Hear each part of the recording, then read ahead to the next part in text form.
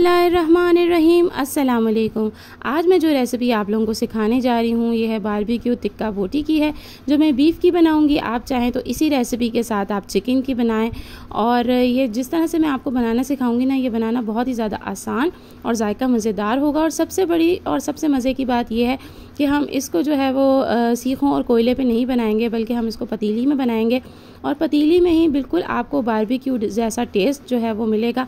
और ये बहुत ही आसान और सिंपल है। गर्मी में दिल नहीं चाहता कभी कभी कि कोयले वाली जो है वो बारबेक्यू की जाए, तो आप ये बनाइएगा।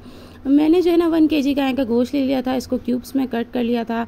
और इसके बाद जो पिसा हुआ और भुना हुआ धनिया जो है वो 2 टेबल स्पून डाला इसके अंदर।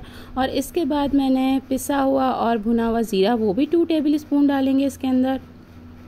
इसके बाद जो है इसके अंदर मैं खसखस डालूंगी, पिसी हुई और भुनी हुई, वो भी 2 टेबल स्पून जाएगी इसके अंदर। और इसके बाद जो है मैं गरम मसाला डालूंगी। पिसा हुआ गरम मसाला जो है वो हाफ़ टी स्पून जो है इसके अंदर डलेगा। और इसके बाद जो है मैं इसके अंदर डालूंगी सॉल्ट मैंने डाला था इसके अंदर 1 टेबल स्पून, आप अपने टेस्ट के हिसाब से डालिएगा। इसके बाद अदरक लहसुन पाउडर मैंने डाला था 1 टेबल स्पून। इसके बाद जो है मैं इसके अंदर डालूंगी पपीता। मैंने एक पपीता ले लिया था कच्चा, उसको छिलके समेत स्लाइसिस में कट करके उसको ग्राइंड कर लिया था। और वो 2 टेबल स्पून मैंने इसमें ग्राइंड किया हुआ कच्चा पपीता इसमें डाल दिया। आप ये स्टेप ना बिल्कुल भी स्किप नहीं कीजिएगा, क्योंकि इससे ना आपकी टिक्का बोटी बिल्कुल सॉफ्ट हो जाती है और आधी तो ऐसे ही गल जाती है पपीता डालने से।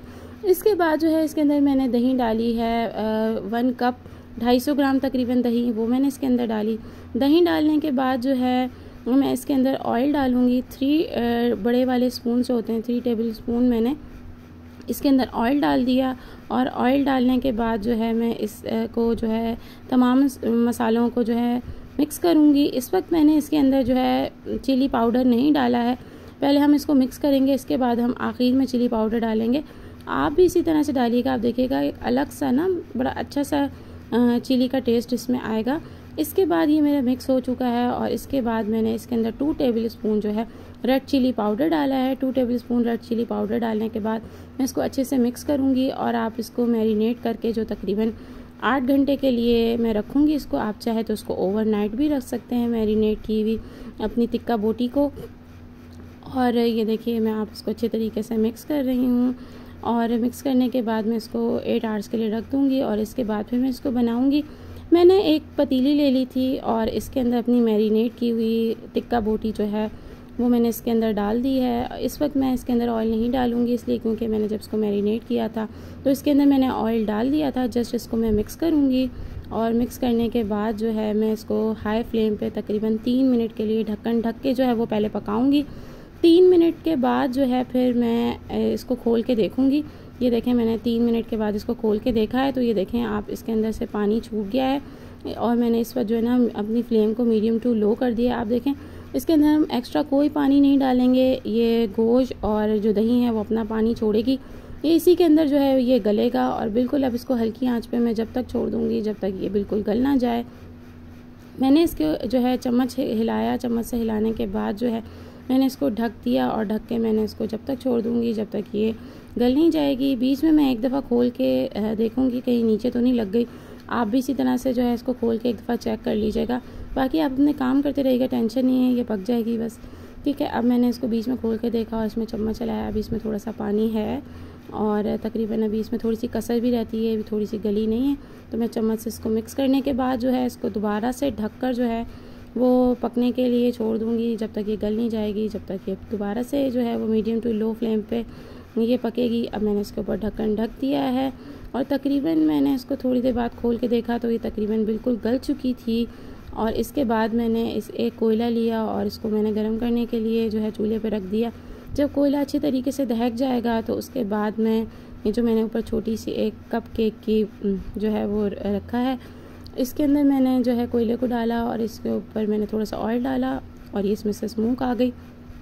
अब बस इस चीज़ का ख्याल रखिएगा कि आपकी पतीली बिल्कुल कवर हो। देखिए मेरी पतीली में से निकल रहा था तो मैंने इसको ऊपर से जो है एक का जो होल था कवर कर दिया। अब 10 मिनट के बाद मैंने इसको खोला तो इसके अंदर से बिल्कुल एक बारबेक्यू की अच्छी सी खुशबू आ रही है। और बिल्कुल जब हम इसको टेस्ट करेंगे ना तो ये बिल्कुल भी नहीं लगेगा कि ये जो है ये कोयलों और सीखों पे बनी हुई टिक्का बोटी है या फिर ये पतीली में बनी है।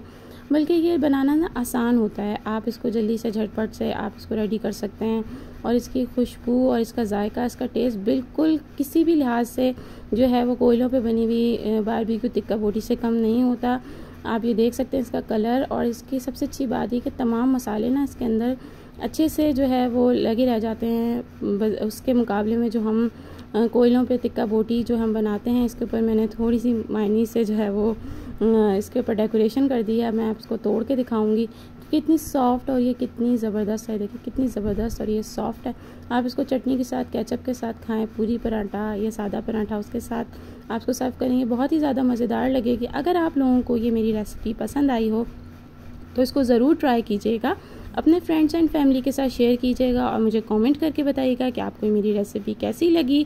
और मेरे चैनल पर अगर आप लोग न्यू हैं और आपने मेरे चैनल को अभी तक सब्सक्राइब नहीं किया तो जल्दी से मेरे चैनल को सब्सक्राइब कर दीजिए और बेल आइकन भी प्रेस कर दीजिए ताकि फ्यूचर में आने वाली तमाम वीडियो की नोटिफिकेशन आप लोगों के पास आ जाए।